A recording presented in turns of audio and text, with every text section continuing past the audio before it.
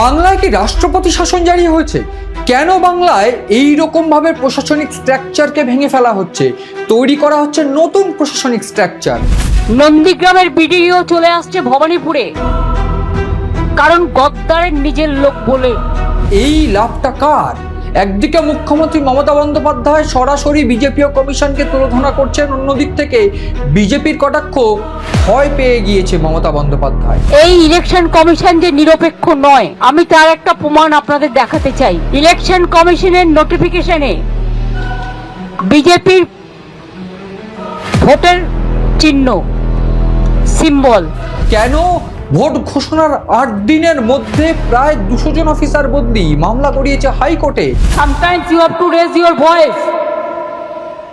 I request the media to save democracy and raise your voice for the people.